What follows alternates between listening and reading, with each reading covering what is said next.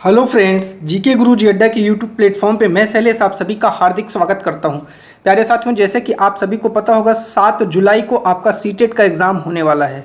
ठीक है, आज मैं आपके लिए सीडीपी चाइल्ड साइकोलॉजी का पोर्शन लेकर के आया हूं, जहां से आपको 30 नंबर का क्वेश्चन देखने को मिलेगा। वैसे तो सीडीपी आपके हर टॉपिक में आती है, 10 से 15 नंबर के क्वेश्चन आते ही आते हैं। उसको ध्यान में रखते हुए आपको सीडीपी बहुत अच्छे से तैयार करना है, क्योंकि आपको एग्ज़ाम पास कराने में सीडीपी का बहुत बड़ा योगदान होता है।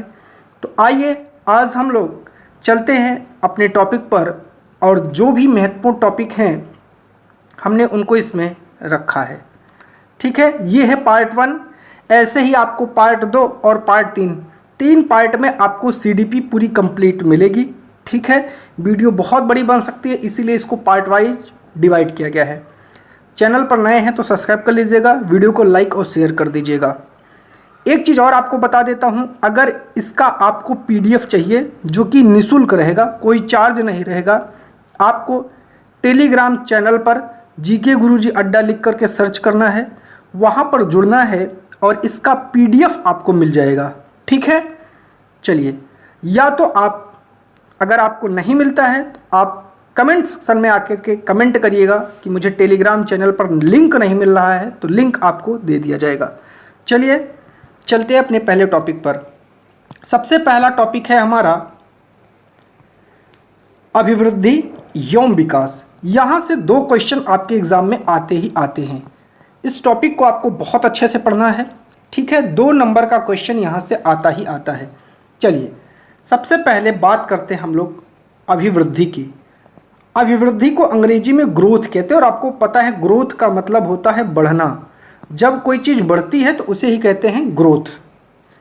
जब हमारे शरीर की संरचना या आकार बढ़ना शुरू होता है तो उसे ही वृद्धि कहते हैं।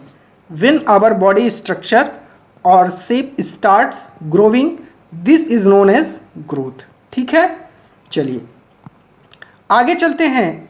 आगे कह रहा है वृद्धि का स्वरूप बाह्य होता है। जैसे ये कोई बच्चा है, 10 साल बाद ये इतना बड़ा हो गया और 20 साल बाद ये इतना बड़ा हो गया, तो ये जो ग्रोथ हुई इसकी, ये आपको विजुअलाइज हो रही है, दिख रही है बाहर से।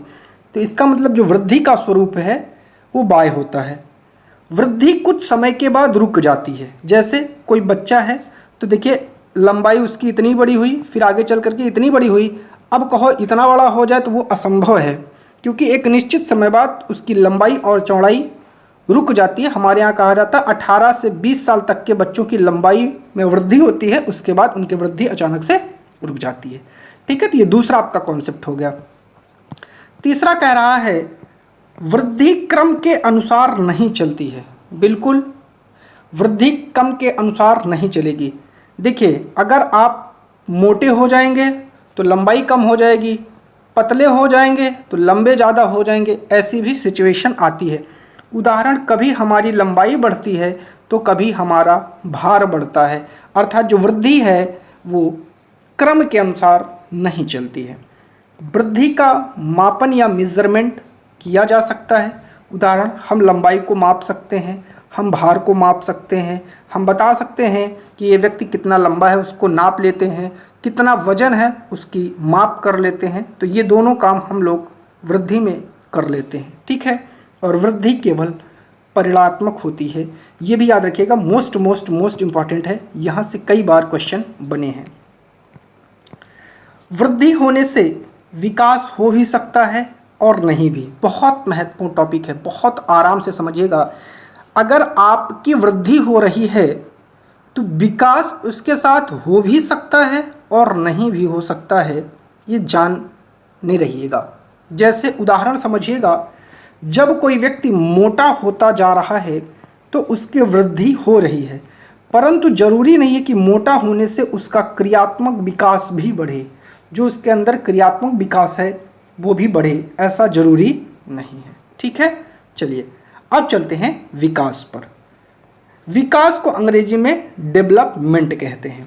जब हमारे मानसिक, सामाजिक, संवेगात्मक, बौद्धिक पक्षों में परिपक्वता आती है तो उसे विकास कहते हैं, जिसे हम लोग क्या कहते हैं, विकास जब आपके मानसिक स्तर में, सामाजिक स्तर में, संवेगात्मक स्तर में, बौद्धिक स्तर में परिपक्वता आती है तो उसे विकास कहा जाता है।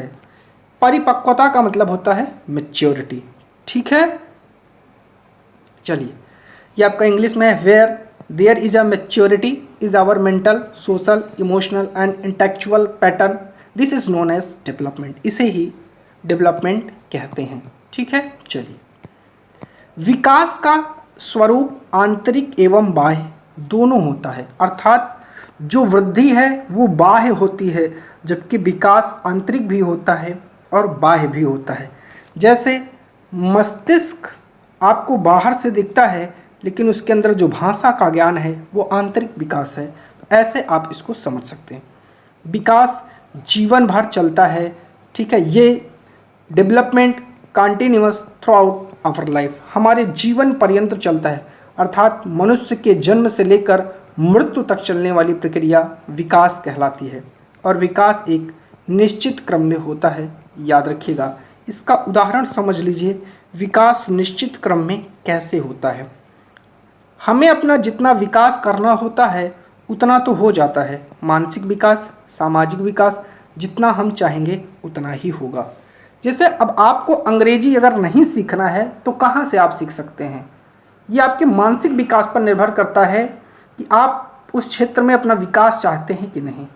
ठीक है, ऐसे ही सामाजिक क्षेत्र है, आप समाज में किस खेल में जाना चाहते हैं, किन चीज़ों में ज़्यादा जुड़ना चाहते हैं, तो जिस चीज़ में आप जुड़ेंगे विकास आपका उधर ही होगा। ठीक है, विकास का हम सीधे सीधे मापन नहीं कर सकते हैं। जो विकास है इसको सीधे सीधे मापा बिल्कुल नहीं जा सकता। ये सारे के सारे टॉपिक इंपॉर्टेंट है और यहीं से आपके क्वेश्चन बनते हैं। उदाहरण के रूप में देखा जाए, हम सामाजिक विकास, नैतिक विकास का मापन नहीं कर सकते, हम केवल मानसिक विकास का मापन कर सकते हैं। बिल्कुल सही है, ना तो हम सामाजिक विकास का और ना ही हम नैतिक विकास का मापन कर सकते हैं, हम केवल और केवल मानसिक विकास का मापन करते हैं। यहाँ से कई दफ़ा क्वेश्चन बना है, किस विकास का मापन किया जा सकता है, ऑप्शन दे देता है और आपसे पूछ लेता है। विकास परिणात्मक एवं गुणात्मक दोनों होता है, मोस्ट इम्पॉर्टेंट है। ये समझने के लिए आपको इस एग्जाम्पल को देखना पड़ेगा। विकास वृद्धि के बिना भी संभव है, क्योंकि कुछ व्यक्तियों का आकार, ऊंचाई, भार नहीं बढ़ता है, परंतु उनमें नैतिक विकास, सामाजिक विकास, बौद्धिक विकास अवश्य होता है। इसको समझने के लिए सिंपल से समझिए, कोई व्यक्ति नाटा है और IAS अधिकारी है, और कोई व्यक्ति बहुत लंबा है और वो एक जो है मिस्त्री है। अब आप देख लीजिए क्या करेंगे इसके लिए। तो इसका मतलब यह है कि जो विकास है वो वृद्धि के बिना भी संभव है। ठीक है, तो इस कॉन्सेप्ट से आपको ये टॉपिक समझ में आया होगा। अब चलते हैं परिपक्वता पे, मैच्योरेशन पर। ठीक है, आनुवंशिक विन्यास के पूर्व निर्धारित रूप से प्रकट होने का प्रोसेस मैच्योरेशन कहलाता है, परिपक्वता कहलाती है। यह हेरिडिटी से रिलेटेड होता है। बड़े होने पर मैच्योरिटी आती रहती है, अर्थात जैसे जैसे बड़े होते हैं वैसे वैसे मैच्योरिटी आती है। समझने का कॉन्सेप्ट ये है कि मान लीजिए आज आप बच्चे हैं, आपको बताया गया चॉकलेट खाने से आपके दांत सड़ गए, और वही 20 साल बाद जब आप बड़े हो गए और आपके दांत सड़े हैं तो आप दूसरों को सलाह देंगे कि भैया चॉकलेट खाने से दांत सड़ सकते हैं। इसका मतलब बड़े होते जाते रहने के साथ साथ मैच्योरिटी का लेवल भी बढ़ता चला जाता है। ठीक है, चलिए डोमेन ऑफ डेवलपमेंट, विकास के आयाम बहुत महत्वपूर्ण है। यहाँ से बहुत सारे क्वेश्चन बने हैं। विकास बहुआयामी होता है, मल्टी डायमेंशनल होता है और मल्टी डायरेक्शन होता है। बहुआयामी, और इसे कहते हैं बहुदिशीय, अर्थात इसकी कोई एक दिशा नहीं है। तो जो विकास है वो बहुआयामी और बहुदिशीय प्रक्रिया है, multi dimensional and multi direction प्रक्रिया है, मोस्ट इम्पॉर्टेंट है। शारीरिक विकास, फिजिकल डेवलपमेंट, और दूसरा है गत्यात्मक विकास, मोटर डेवलपमेंट। चलिए समझते हैं। यह एक तरह से बालक के शारीरिक विकास से जुड़ा है, जो आपका गत्यात्मक विकास है। पहले मैं आपको समझा देता हूँ। शारीरिक विकास की चर्चा कई बार हो चुकी है। जैसे ये आपका शरीर है तो हाथ का बढ़ना, पैर का बढ़ना, पेट का बढ़ना, शरीर के भार का बढ़ना, ये सभी के सभी फिजिकल डेवलपमेंट आप जो फिजिकल डेवलपमेंट है उसके अंतर्गत आते हैं। समझना है आपको जो दूसरा है गत्यात्मक विकास, मोटर डेवलपमेंट, ये इंपॉर्टेंट है। यह एक तरह से बालक के शारीरिक विकास से जुड़ा है। यह मसल्स, हड्डियों की क्षमता और उन पर कंट्रोल करने से संबंधित होता है। गामक विकास में बालकों के चलने, दौड़ने, कूदने, भोजन करने आदि विषय को शामिल किया गया है। जैसे बच्चा दौड़ रहा है, चल रहा है, कूद रहा है, भोजन कर रहा है, ये सभी के सभी विषय गत्यात्मक जो है विषय जो आपका गत्यात्मक विकास है उसमें आते हैं, क्योंकि ये हमारे मसल्स पर जो है पूर्णतः क्या होता है, निर्भर रहता है, मसल्स के अकॉर्डिंग वर्क करता है। गत्यात्मक विकास को दो भागों में बांटा गया है। पहला है फाइन मोटर स्किल और दूसरा है ग्रॉस मोटर स्किल। तो आपसे पूछता है ये किसके भाग हैं, तो ये दोनों गत्यात्मक जो आपकी मोटर स्किल है उसी के भाग हैं। पहला है फाइन मोटर स्किल और दूसरा है gross motor skill. Fine motor skill को पहले समझ लेते हैं। फाइन का मतलब ही होता है बहुत हल्का, बस नाम को पकड़िएगा, तो जिसमें मसल्स का कम यूज होगा वही आपका फाइन मोटर स्किल है। जैसे अगर मैं आपसे कहूँ बताओ भैया, हाथ से आप लिख रहे हो कितनी ताकत लगा रहे हो, कोई रंग कलर कर रहे हो कितना ताकत लगा रहे हो, रोटी बना रहे हो कितना ताकत लगाओगे। ग्रॉस मोटर स्किल, यहाँ ग्रॉस का मतलब अधिक से है या भारी से ले सकते हैं आप। इसमें मसल्स का ज़्यादा यूज होता है। जैसे आप दौड़ रहे हैं, कूद रहे हैं, साइकिल चला रहे हैं, यहाँ मसल्स कैसी लगेंगी, बहुत ज़्यादा लगेंगी। ठीक है, आप जिम में एक्सरसाइज कर रहे हैं, ग्रॉस मोटर स्किल है। आप मैकेनिक का काम कर रहे हैं, ग्रॉस मोटर स्किल है, ताकत ज़्यादा लगेगी। कोई नट बोल्ट ओपन करना है, कसना है, ग्रॉस मोटर स्किल है। ठीक है, चलिए आगे बात करते हैं। और आपको जो जानना है वो मानसिक विकास, संज्ञानात्मक विकास है। ठीक है, जो आपका मेंटल डेवलपमेंट होता है सभी को जानते हैं। ठीक है, मेंटल डेवलपमेंट सब में एक समान नहीं हो सकता है, किसी के पास ज़्यादा हो सकता है, किसी के पास कम होगा। जिसको जैसी परिस्थितियाँ मिलेंगी, जैसे वातावरण मिलेगा, उसका मेंटल डेवलपमेंट और सामाजिक डेवलपमेंट उसी पर निर्भर करता है। ये दोनों आप कह सकते हैं वातावरण के अनुरूप हमारे चलते हैं। जैसे जैसे हमको वातावरण में परिवर्तन देखने को मिलता है वैसे वैसे हमारे मानसिक और सामाजिक विकास में भी परिवर्तन देखने को मिलते हैं। आगे आपका है सांवेगिक विकास, इमोशनल डेवलपमेंट सब में होता है। जैसे कोई बच्चा है, अगर यहाँ दो बच्चे आपस में खड़े हैं, इसको आइसक्रीम लेना है, इसको तो मिल गया और ये भी देख रहा है इसको भी आइसक्रीम चाहिए, और अगर इसको आइसक्रीम नहीं मिल पा रही, इसके अंदर कहीं ना कहीं इमोशनल डेवलपमेंट जो है वो इसका विकास होगा। ठीक है, और बहुत सारी चीज़ों में इमोशनल डेवलपमेंट होता है। नैतिक विकास है आपका जो मोरल डेवलपमेंट है, और भाषा का विकास, लैंग्वेज डेवलपमेंट सभी लोग जानते हैं। नैतिक विकास भी आप सभी लोग जानते हैं, इसमें बहुत ज़्यादा कुछ खास नहीं है। तो विकास के जितने आयाम हैं, डोमेन हैं, इनको आप लोग जानते रहिएगा। अगला टॉपिक है हमारा बाल विकास के सिद्धांत, principle of child development. Most important topic है, बहुत ज़्यादा क्वेश्चन यहाँ से बनते हैं, बहुत ही महत्वपूर्ण टॉपिक है। इस बाल विकास के सिद्धांत के अंतर्गत आज हम लोग जो टॉपिक्स पढ़ेंगे उनको आप लोग एक नोट्स बनाते हुए चलिएगा, शॉर्ट फॉर्म में, कीवर्ड्स के फॉर्म में, ताकि एग्जाम के टाइम आप उसको रिवाइज कर सकें। ठीक है, जिसमें सबसे पहले आपको पढ़ना है समान प्रतिमान का सिद्धांत, principle of similar pattern. Similar का मतलब ही क्या होता है, एक जैसा। क्या होता है, एक जैसा, याद रखिएगा। ठीक है, चलिए समान प्रतिमान का सिद्धांत कहता क्या है, इसके अनुसार प्रत्येक जाति अपने जाति के अनुरूप के विकास के प्रतिमान का अनुसरण करती है। जैसे मानव का बच्चा मानव, हाथी का बच्चा हाथी, शेर का बच्चा शेर होगा ना कि कुत्ता होगा। यही है समान प्रतिमान का सिद्धांत। मतलब हम अपने ही जाति के अनुरूप क्या करते हैं, अपना विकास करते हैं। इसी को समान प्रतिमान का सिद्धांत कहा जाता है। दूसरा आपको जो देखना है वो है विकास की दिशा का सिद्धांत, प्रिंसिपल ऑफ डायरेक्शन। विकास की दिशा सिर से पैर तक चलती है। मोस्ट इंपॉर्टेंट है, कई बार पूछा गया है विकास की दिशा कैसी है। तो जो विकास की दिशा है वो सिर से लेकर के पैर की तरफ चलती है। जब हमारी विकास की दिशा सिर से पैर तक होती है तो इसे मस्काधोमुखी भी कहते हैं। और दूसरी तरफ जब हमारे विकास का क्रम मध्य से शुरू होकर बाहर की तरफ होता है तो यह समीपस्थ दूराभिमुख कहलाता है। अतः कह सकते हैं कि विकास क्रमिक होता है। और समीपस्थ दूराभिमुख से एक क्वेश्चन आपसे पूछा गया है, यहाँ से क्वेश्चन बना करके आपसे पूछा गया है कि कौन सा विकास जो है वो शरीर के मध्य से शुरू होकर अंगांगों की तरफ होता है। ये आप 2018 का जब आप सीडीपी का क्वेश्चन देखेंगे वहाँ आपको ये क्वेश्चन आया हुआ मिलेगा सीटेट में, पेपर 2 में। ठीक है, चलिए अगला है निरंतरता का सिद्धांत, कॉन्टिन्यूटी। विकास कभी ना रुकने वाली प्रक्रिया है। निरंतरता का सिद्धांत कहता है कि विकास ना रुकने वाली प्रक्रिया है, यह जीवन पर्यंत चलने वाली प्रक्रिया है। केवल इसकी मंद और तेज गति हो सकती है या माँ के गर्भ से लेकर मृत्यु तक चलता है। तो विकास निरंतर चलता है, इसमें केवल जो इसकी गति है उस गति में दो कॉन्सेप्ट हो सकते हैं, या तो वो धीमा पड़ जाएगा, मंद हो जाएगा, या तो वो बहुत तीव्र रहेगा, बस ये बंद नहीं हो सकता है। याद रखिएगा, ये बहुत इंपॉर्टेंट लाइन है, माँ के गर्भ से लेकर मृत्यु तक चलता है, कई बार ये पूछा गया है। अगला है, कह रहा है सामान्य से विशिष्ट क्रियाओं का सिद्धांत।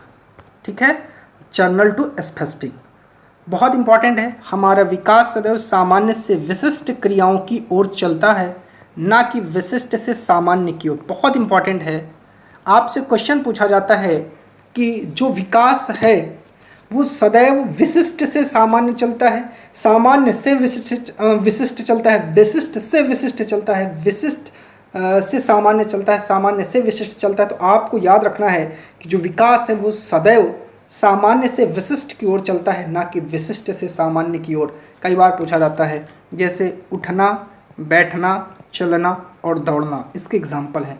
अब आप कहिए उठ के डायरेक्ट दौड़ लें, असंभव है। आप कहें बैठने के बाद सीधा दौड़ना शुरू कर दें, जो है बैठना, चलना, दौड़ना, तो बैठने के बाद आप थोड़ा सा चलेंगे तब दौड़ेंगे, तुरंत कूद के दौड़ने नहीं लग जाएंगे ना। तो ठीक है, ये एक जो है कह सकते हैं कि सामान्य से विशिष्ट की ओर का क्रम इसमें होता है। अगला है, कह रहा है पूर्वानुमान का सिद्धांत। ठीक है, विकास पूर्वानुमान होता है क्योंकि हम पहले ही अनुमान लगा सकते हैं कि विकास किस दिशा में होगा। भाई जाहिर सी बात है, एक बच्चा है, उसकी रुचि बहुत ज़्यादा है मैकेनिक वाले काम में, उसको देख करके ये अनुमान लगाया जा सकता है कि आगे चल करके मैकेनिक बनेगा।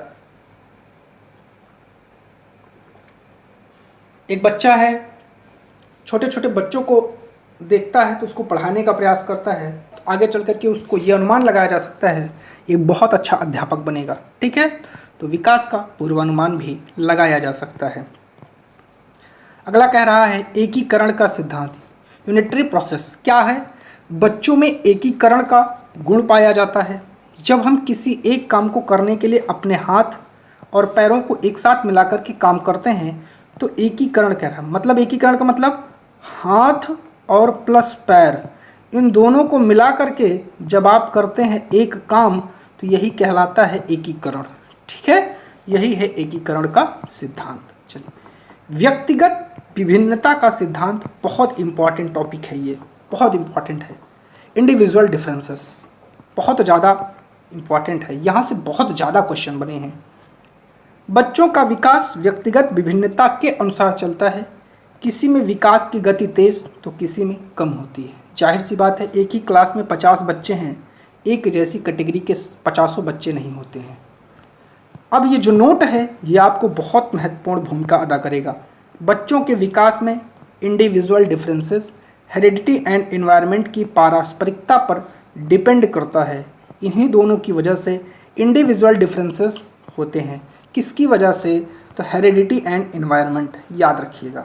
ठीक है, हमारी इंटेलिजेंस, हमारा मोटिवेशन, हमारा इंटरेस्ट अलग अलग होता है।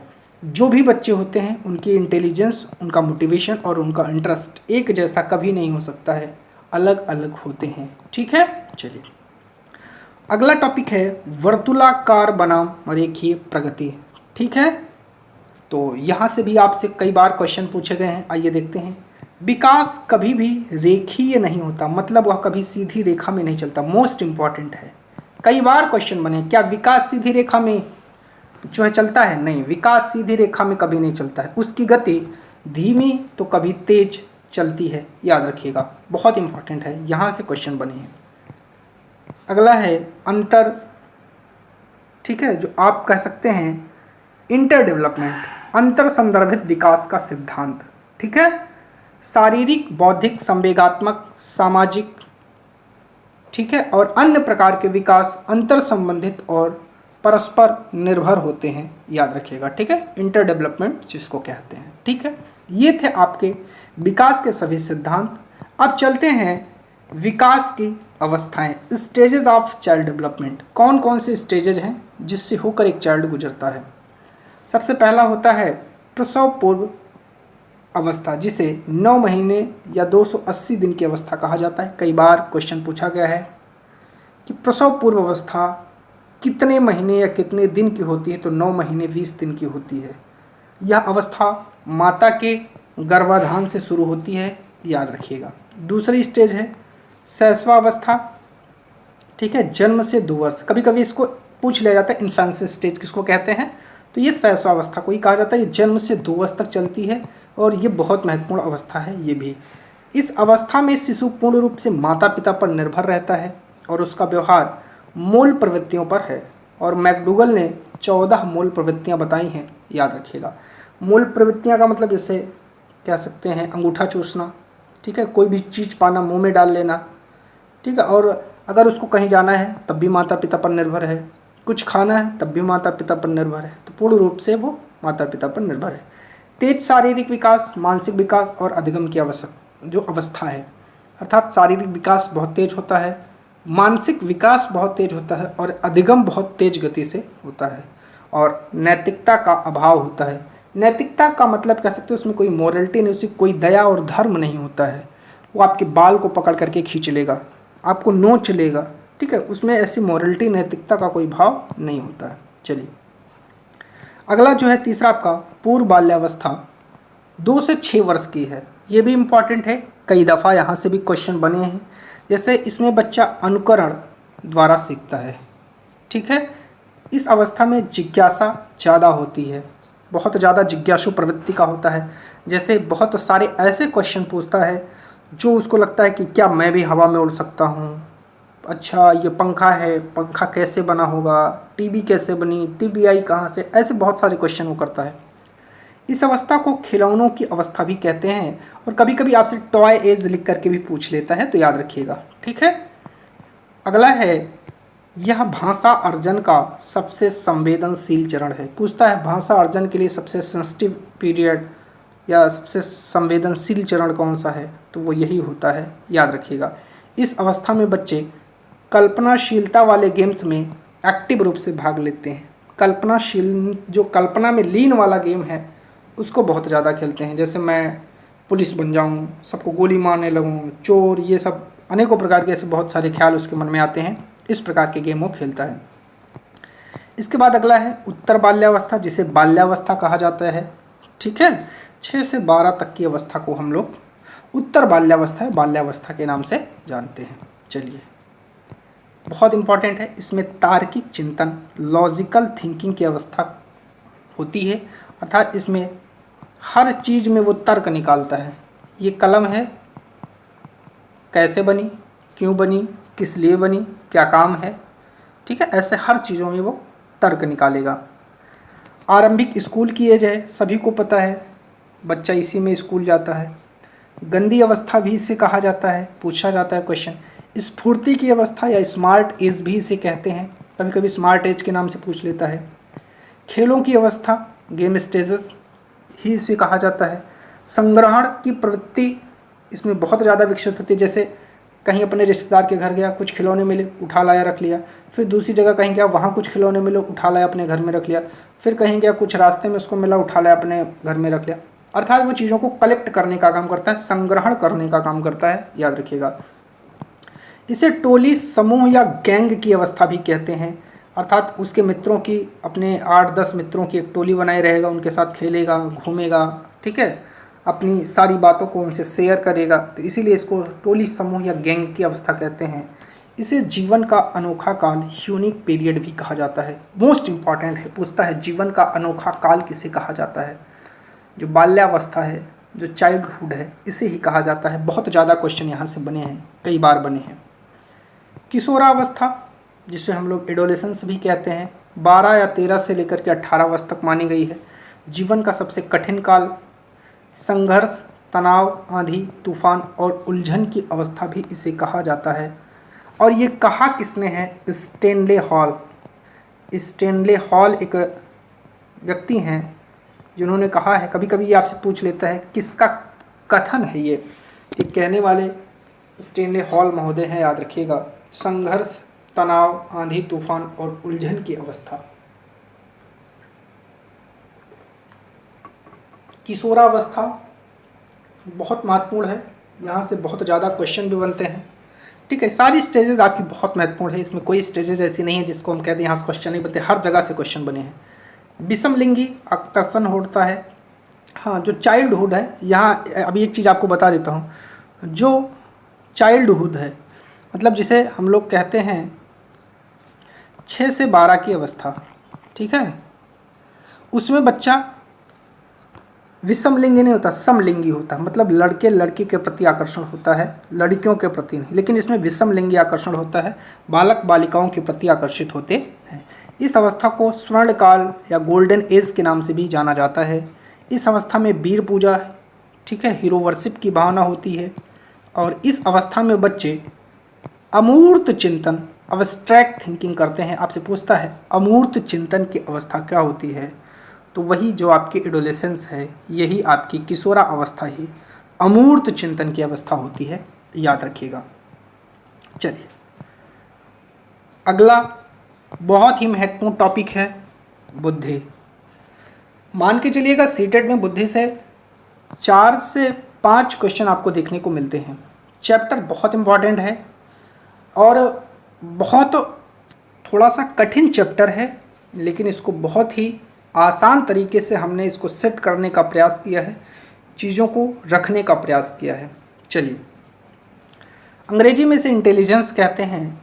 जो बुद्धि है समस्याओं को सुलझाने में हमारी क्या करती है? मदद करती है।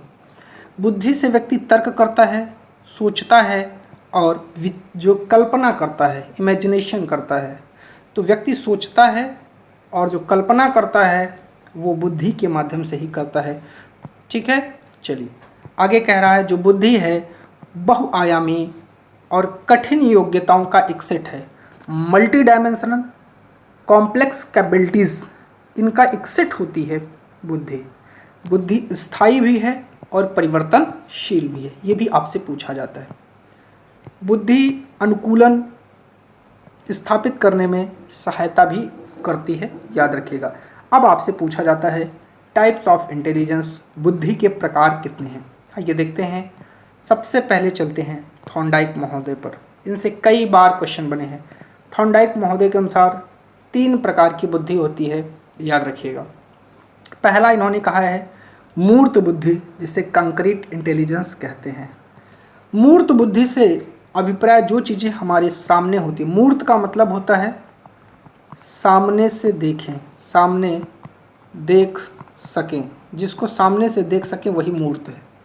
मूर्त का मतलब प्रत्यक्ष जिन चीज़ों को हम देख करके हम कार्य करते हैं, मूर्त बुद्धि के अंतर्गत वो आती है। जैसे आपके यहाँ मैकेनिक हो गया, कारीगर हो गया, बढ़ई हो गया, ये सभी के सभी किस में आते हैं? मूर्त बुद्धि में आते हैं। अमूर्त बुद्धि अब्स्ट्रैक्ट इंटेलिजेंस, जो बुद्धि हमें दिखाई नहीं देती। अमूर्त का मतलब ना दिखने वाला, जो भावनाओं और विचारों से संबंधित है। जैसे डॉक्टर, चित्रकार, ठीक है, इनकी बुद्धि कैसी है? इनकी अमूर्त बुद्धि है। ठीक है, चलिए सामाजिक बुद्धि के बारे में बात करते हैं। जो सामाजिक होते हैं, समाज के लिए कार्य करते हैं, सामाजिक बुद्धि में आते हैं। जैसे नेता हो गए, व्यवसायी हो गए, अध्यापक हो गए, ये सभी के सभी आपके सामाजिक बुद्धि के उदाहरण हैं, याद रखिएगा। ठीक है, चलिए आगे है मोस्ट इम्पॉर्टेंट है 1916 ईस्वी में टर्मन के द्वारा बुद्धि लब्धि का संशोधित सूत्र दिया गया और वह सूत्र था बुद्धि लब्धि बराबर मानसिक आयु बटे वास्तविक आयु गुना 100। पूछा गया है, कई बार पूछा गया है, याद रखिएगा। अब बात करते हैं बुद्धि लब्धि और उसकी स्थिति कैसी है। अगर 25 से कम किसी का IQ है तो वो जड़ बुद्धि है, 25 से 49 है तो मूढ़ बुद्धि है, 50 से 69 है तो मूर्ख बुद्धि है, 70 से 79 है तो मंद बुद्धि है, 80 से 89 है सामान्य बुद्धि से नीचे है, 90 से 109 सामान्य बुद्धि है, 110 से 119 सामान्य बुद्धि से ऊपर है, 120 से 129 तीव्र बुद्धि है, 130 से 139 प्रखर बुद्धि कहा जाता है और 140 से अगर अधिक है तो वो प्रतिभाशाली की श्रेणी में आता है। चलिए अब बात करते हैं प्रतिभाशाली बच्चे। चलिए, अपने निर्णय में स्वतंत्र होते हैं, मतलब इनको जो भी निर्णय लेना होता है उस निर्णय में ये स्वतंत्र होते हैं। डिसीजन का मतलब होता है निर्णय और इंडिपेंडेंट का मतलब होता है खुद पर निर्भर या स्वतंत्र होते हैं। इनमें आत्म क्षमता बहुत ज़्यादा हाई होती है। इनके पास जो क्रिएटिव आइडियाज़ हैं बहुत ज़्यादा होते हैं। इनमें बहुत ज़्यादा जिज्ञासा देखने को मिलती है, क्यूरियोसिटी ज़्यादा मिलती है। इन्हें ऐसे सपोर्ट की ज़रूरत होती है जो स्कूल के माध्यम से इनको बहुत कम मिल पाता है। ठीक है, स्कूल के द्वारा इनको तो सपोर्ट मिल नहीं पाता है। इनका मेंटल प्रोसेस बहुत हाई कैटेगरी का होता है, याद रखिएगा। थ्योरी ऑफ इंटेलिजेंस, बुद्धि के सिद्धांत, इस पर चर्चा करते हैं, बहुत महत्वपूर्ण है। सबसे पहले एक कारक सिद्धांत यूनिफैक्टर थ्योरी पर चलते हैं। एक कारक सिद्धांत का प्रतिपादन बिने ने किया था। पूछा जाता है, इम्पॉर्टेंट है, किसने जो है एक कारक सिद्धांत का प्रतिपादन किया? फिने। इन्होंने बताया कि सभी व्यक्तियों में एक ही प्रकार की बुद्धि होती है जो सभी कार्यों में कार्य करती है। द्विकारक सिद्धांत, इस सिद्धांत के प्रतिपादक स्पीयरमैन। इसकी ट्रिक मैं आपको बता दें तो ऐसे याद रखिएगा, स्पीयर और मैन, इसमें दो शब्द हैं तो इन्होंने कैसे दिया है? द्विकारक। इन्होंने बताया कि बुद्धि दो कारकों से मिलकर के बनी है। ये दो तत्व हैं, एक है जी फैक्टर, एक है एस फैक्टर, मतलब सामान्य तत्व और विशिष्ट तत्व। सामान्य तत्व में क्या होता है? हर व्यक्ति में सामान्य बुद्धि जन्मजात होती है और यह हर किसी में अलग अलग होती है। सही बात है। और विशिष्ट कह रहा है यह दूसरों से अर्जित करने वाली बुद्धि होती है। ठीक है, जो दूसरों से अर्जित की जाती है उसे विशिष्ट तत्व या एस फैक्टर कहते हैं। और एक है समूह तत्व कारक सिद्धांत, ग्रुप फैक्टर थ्योरी। इस सिद्धांत का प्रतिपादन थॉर्स्टन महोदय ने दिया। इस सिद्धांत के अनुसार बुद्धि कई प्रकार की योग्यताओं का मिश्रण है जो विभिन्न समूह में पाई जाती है। सभी के सभी इंपॉर्टेंट हैं, सभी से क्वेश्चन बने हैं। और सबसे ज़्यादा आपका बहुत इंपॉर्टेंट है हार्वर्ड गॉर्डनर का बहुबुद्धि सिद्धांत, मल्टी इंटेलिजेंस या मल्टीपल इंटेलिजेंस भी इसे कहते हैं। यह थ्योरी इस बात पर जोर देती है कि बुद्धि की अलग अलग दशाएं हैं, फॉर्म्स हैं, अलग अलग प्रकार की बुद्धियां होती हैं। आइए इसकी चर्चा करते हैं। सबसे पहला जो देखना है वह है हमारी शाब्दिक या भाषाई बुद्धि। ठीक है, इसके माध्यम से शब्दों और भाषा का ज्ञान होता है। जिन व्यक्तियों में इसका विकास अधिक होता है वे वकील होते हैं, कवि होते हैं, पत्रकार होते हैं, अर्थात जिनमें शाब्दिक भाषाई बुद्धि ज़्यादा होगी। ठीक है, वर्बल लिंग्विस्टिक्स इंटेलिजेंस जिनमें ज़्यादा होगी वे वकील हो सकते हैं, कवि हो सकते हैं, एक अच्छे पत्रकार हो सकते हैं। ये भाषाई बुद्धि, शाब्दिक भाषाई बुद्धि के एग्जाम्पल हैं। अगला कह रहा है तार्किक, जहाँ लॉजिक लगेगा। मैथमेटिकल इंटेलिजेंस, तो इसमें तर्क योग्यता, जैसे मैथ में गणित की कैलकुलेशन है। ठीक है, जिन व्यक्तियों में इसका अधिक विकास होगा वो अकाउंटेंट होते हैं, बैंकर होते हैं, बड़े बड़े साइंटिस्ट होते हैं, उनमें तार्किक गणितीय बुद्धि पाई जाती है। स्थानिक बुद्धि, ठीक है, अमूर्त तथ्यों के आधार पर मानसिक छवि बनाना। जिन व्यक्तियों में इनका विकास अधिक होता है वे मूर्तिकार, चित्रकार, ठीक है, आर्किटेक्चर, इन सभी चीज़ों को बनाते हैं, उन्हें स्थानिक बुद्धि कहते हैं। शारीरिक गतिक बुद्धि कह रहा है शरीर को गति देने वाली बुद्धि। जिन व्यक्तियों में इनका विकास अधिक होता है वे अभिनेता, अभिनेत्री, एथलीट, डांसर आदि बनते हैं, याद रखिएगा। संगीतात्मक बुद्धि, जिनमें संगीत के प्रति ज़्यादा रुचि होगी उनमें संगीतात्मक बुद्धि होगी। और जिनमें ये बुद्धि बहुत ज़्यादा होती है वे सिंगर बनते हैं, एंटरटेनर बनते हैं, उनमें संगीतात्मक बुद्धि होती है। और जो इसमें दो टॉपिक हैं वो बहुत ज़्यादा इम्पॉर्टेंट है।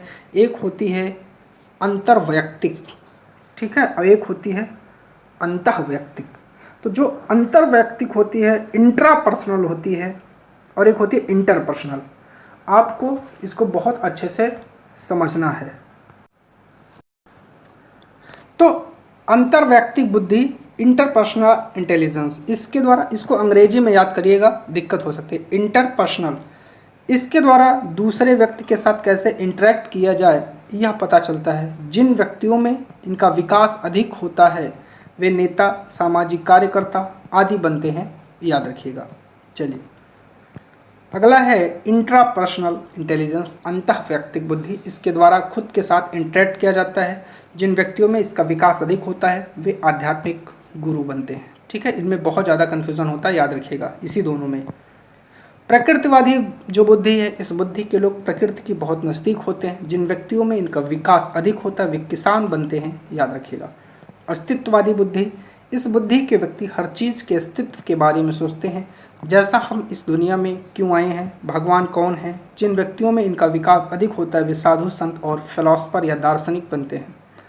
इसकी आलोचना होती है और कहा गया कि जो बहुबुद्धि है, मल्टी इंटेलिजेंस थ्योरी है, इसको वैलिड नहीं माना जा सकता क्योंकि अलग अलग इंटेलिजेंस को अलग अलग माप नहीं की जा सकती। अगला है त्रिआयामी सिद्धांत। इस सिद्धांत के प्रतिपादक जेपी गिलफोर्ड हैं। इस सिद्धांत को बुद्धि संरचना सिद्धांत भी कहते हैं। गिलफोर्ड के अनुसार मानसिक योग्यता प्रमुख रूप से 3 तत्वों से निर्मित है।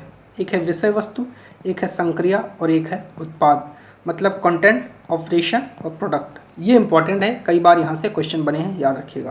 अगला है त्रिचापी या त्रिघटकीय सिद्धांत। ठीक है, इस सिद्धांत का प्रतिपादक स्टर्नबर्ग ने किया था। स्टर्नबर्ग ने बुद्धि को 3 भागों में बांट करके इसका अध्ययन किया, जिसमें पहला इन्होंने कहा अनुभवात्मक बुद्धि। अनुभवात्मक बुद्धि या बुद्धि अनुभवों पर आधारित होती है। व्यक्ति अपने अनुभव से कुछ नई खोज करता है, अपने अनुभव से कुछ नया क्रिएट करता है। अगला है घटकीय बुद्धि।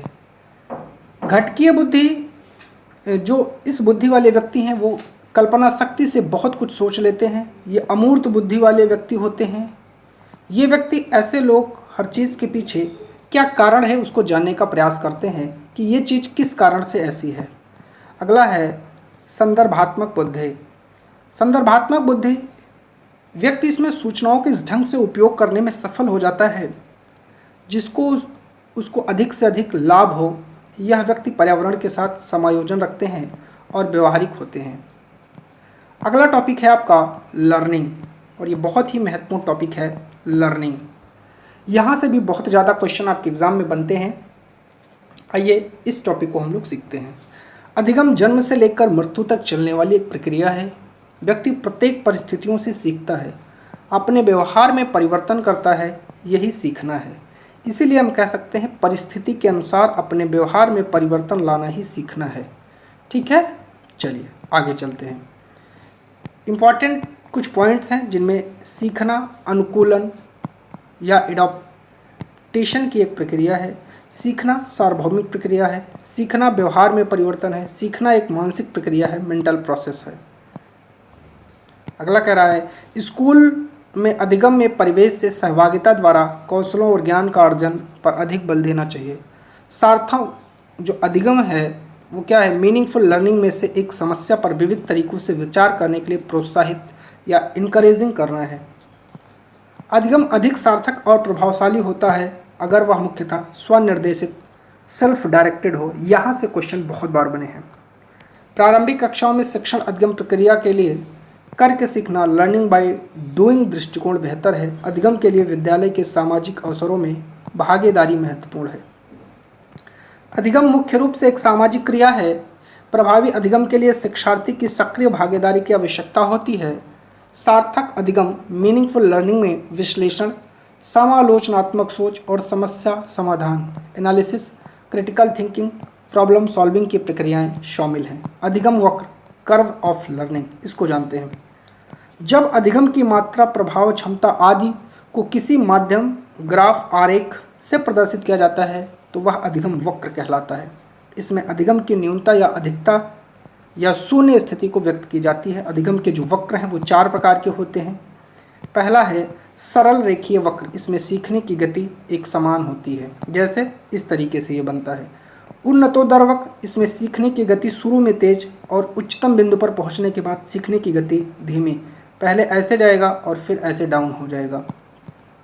अगला है नतोदर अधिगम वक्र, इसमें शुरू में सीखने की गति धीमी लेकिन बाद में इसकी गति तेज हो जाती है, जैसे ये शुरू में ऐसे रहेगा बाद में ऐसे हो जाएगा।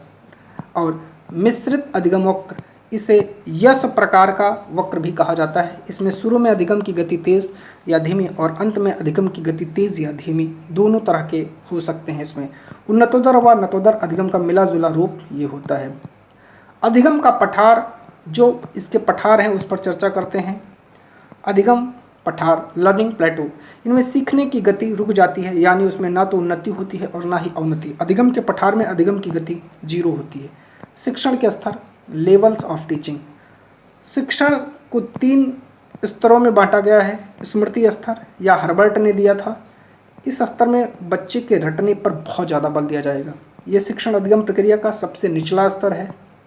इस स्तर के शिक्षण अधिगम का उद्देश्य केवल ज्ञान प्राप्त करना है और ये छोटी कक्षाओं में प्रयुक्त होता है। अगला है समझ बोध स्तर, अंडरस्टैंडिंग लेवल, मॉरिसन ने दिया है। स्मृति स्तर से कुछ ऊंचा है, रटने के बजाय ज्ञान को अच्छी तरीके से समझने पर इसमें बल दिया जाता है। इस तरह इस स्तर के बच्चों को जो ज्ञान दिया जाता है वह नियम या सिद्धांत बताए जाने तो इस तरह से किए जाते हैं कि ताकि बच्चा उनका व्यवहारिक प्रयोग भी कर सके। चिंतन स्तर, इस शिक्षण अधिगम का सबसे ऊंचा स्तर माना गया है। ठीक है, इस स्तर में बच्चों को अपनी मानसिक शक्तियों के विकास की पूर्ण अवसर प्राप्त होते हैं। इसमें पहले 2 बच्चों को विभिन्न नियमों, सिद्धांतों आदि की जानकारी दी जाती है, फिर उन्हें स्वतंत्र रूप से इस पर चिंतन करने और निष्कर्ष निकालने के लिए अवसर दिए जाते हैं। अब बात करते हैं हम लोग सूक्ष्म शिक्षण, माइक्रो टीचिंग, बहुत इंपॉर्टेंट है। सूक्ष्म शिक्षण क्या है, कैसे है, जानते हैं। यह शिक्षण का एक छोटा सा प्रारूप है जिसमें क्लास में शिक्षण क्रियाएं सूक्ष्म रूप से कार्य करती हैं। सूक्ष्म शिक्षण विकास एलन महोदय ने किया। सूक्ष्म शिक्षण कम से कम समय में अधिक से अधिक दक्षता प्रदान करने के लिए किया जाता है। सूक्ष्म शिक्षण से शिक्षकों के कौशल का विकास किया जाता है, जैसे श्यामपट्ट कौशल, पुनर्बलन कौशल, प्रश्न प्रवाह कौशल। सूक्ष्म शिक्षण की प्रक्रिया क्या है? सबसे पहले पाठ योजना, पहले टीचर पाठ योजना का निर्माण करेगा, फिर नंबर 2 पर कक्षा शिक्षण। पाठ योजना बनाने के बाद टीचर क्लास में आकर पढ़ाएगा। शिक्षण करवाने के लिए इसको 6 मिनट का समय मिलता है।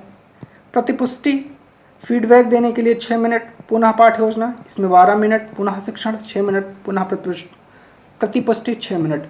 इस तरह ये कुल 36 मिनट का समय इसमें लगता है, याद रखिएगा। अधिगम स्थानांतरण, ट्रांसफर ऑफ लर्निंग, जब कोई एक सीखा हुआ कौशल या काम दूसरे सीखने के कौशल या काम को प्रभावित करता है तो उसे सीखने का स्थानांतरण कहते हैं। जैसे ट्रक चलाने में सीखा गया कौशल कार चलाने की प्रक्रिया को प्रभावित करे। ठीक है, स्थानांतरण के प्रकार, एक होता है धनात्मक स्थानांतरण। धनात्मक स्थानांतरण पूर्व ज्ञान, अनुभव या प्रशिक्षण नई बातों को सीखने में सहायता प्रदान करता है। किसी कार्य को करने का ज्ञान, योग्यता अथवा अनुभव जब अन्य कार्यों को करने में सहायक होता है तब इसे सीखने का धनात्मक स्थानांतरण माना जाता है। जैसे हिंदी भाषा का ज्ञान संस्कृत भाषा सीखने में सहायता प्रदान करने के कारण इसे धनात्मक स्थानांतरण कहलाएगा। जैसे कार चलाना सीख लेने पर आप ट्रक चलाने लग जाएं, इसे धनात्मक स्थानांतरण कहा जाएगा। ऋणात्मक स्थानांतरण, किसी कार्य को करने का ज्ञान, योग्यता, अनुभव जब दूसरे कार्य में घातक या व्यवधान बने तब इसे ऋणात्मक स्थानांतरण कहता है। जैसे तेज चलने का अभ्यास दिल की बीमारी की स्थिति में चिकित्सक की सलाह के बावजूद धीमे चलने में बाधक होता है, इसे ऋणात्मक स्थानांतरण कहा जाएगा। शून्य स्थानांतरण, सीखने की प्रक्रिया में जब पूर्व अनुभव ना हो, सहायक ही ना हो और ना ही बाधक हो तो वहाँ अधिगम शून्य हो जाता है। क्षैतिज स्थानांतरण, जब किसी क्रिया में अर्जित ज्ञान, अनुभव, प्रशिक्षण का उपयोग व्यक्ति के द्वारा उसी प्रकार की लगभग समान स्थिति में किया जाता है तो इसे सीखने का क्षैतिज स्थानांतरण कहते हैं। जैसे गणित में जोड़ एवं घटाव के प्रश्न को हल करने का अभ्यास, इस तरह के विज्ञान के अन्य प्रश्नों को हल कर रहे हैं तो उसमें आपको मदद मिल रही है। लर्निंग डिसेबिलिटी, अधिगम अक्षमता, इंपॉर्टेंट टॉपिक है, यहाँ से कई बार क्वेश्चन बने हैं, एक क्वेश्चन जरूर बनता है। सीखने की क्षमता या योग्यता में कमी को अधिगम अक्षमता कहते हैं। यह एक चर अवस्था है, याद रखिएगा। अगर आपको पढ़ने से संबंधित कठिनाई है तो उसे डिसलेक्सिया, लिखने से संबंधित कठिनाई है तो डिस्ग्राफिया, गणित की गणना गुणा भाग करने से समस्या है तो डिसकैलकुलिया, और भ्रम की स्थिति है तो डिसमॉर्फिया, और बोलने में संबंधित समस्या है तो डिसफेजिया, और शारीरिक कौशल संबंधी विकार है डिस्प्रैक्सिया, और तनाव संबंधी विकार है डिस्थीमिया कहा जाता है। ADHD attention defective hyper active disorder important है। इसमें बच्चा एक चीज़ पर ध्यान केंद्रित नहीं कर पाता और बहुत हाइपर एक्टिव हो जाता है। स्वालीनता, आत्मकेंद्रितता, ऑटिज्म, दोहराव, रिपीटेटिव और बार बार किए जाने वाला जो व्यवहार है वही ऑटिज्म कहलाता है, याद रखिएगा। यह दिव्यांगता, सामाजिक संचार, सोशल कम्युनिकेशन में चुनौती का कारण बनती है। जो दिव्यांगता है, RPW एक्ट 2016, RPW एक्ट 1995 के स्थान पर इसको लाया गया है। RPW एक्ट 2016 में RPW एक्ट 1995 मौजूद विकलांगता के 7 प्रकारों को बढ़ाकर 21 प्रकार कर दिया गया है। साथ ही यह सुनिश्चित किया गया है कि केंद्र सरकार के पास विकलांगता के और प्रकार जोड़ने का पावर है। इसके द्वारा सुझाई गई युक्तियाँ, जीवन के सभी क्षेत्रों में समानता और गैर भेदभाव, स्कूल जाने वाले बच्चों का हर 5 साल में सर्वे करना, बुक TLM आदि उपलब्ध करवाना, गामक या गतिमान अक्षमता, लोकोमोटर डिसेबिलिटी, यह अक्षमता ये शारीरिक अक्षमता या मसल्स का सही तरीके से नहीं चलना उससे संबंधित है। जैसे चलना कूदना, हाथ में कोई वस्तु ना का मतलब उसको पकड़ ही ना पा रहे हैं, उससे संबंधित ये अक्षमता है। इस प्रकार आपका ये पहला पार्ट आज कंप्लीट होता है। इस पार्ट में जो भी आपको समस्याएं हैं कमेंट करिएगा, उसका सुझाव आपको दिया जाएगा। और हमने बताया है अगर आपको इसका PDF चाहिए होगा तो आप कमेंट करिएगा, आपको इसका PDF मिल जाएगा। GK गुरुजी अड्डा टेलीग्राम चैनल आप लोग ज्वाइन करिएगा, वहाँ इसका निःशुल्क PDF आपको दिया जाएगा। पार्ट्स वाइज ये आपको दिए जाएंगे। तो ये कई पार्ट्स मतलब 3 पार्ट्स मान के चलिएगा कम से कम आपको इसमें मिलेगा। तो पहले पार्ट्स में इतनी सारी चीज़ों को हमने पढ़ा। वीडियो कैसी लगी है कमेंट करके बताइएगा। चैनल पर नए हैं तो सब्सक्राइब करिएगा, वीडियो को लाइक और शेयर करिएगा। आप सभी का चैनल पर जुड़ने के लिए बहुत बहुत धन्यवाद प्यारे साथियों।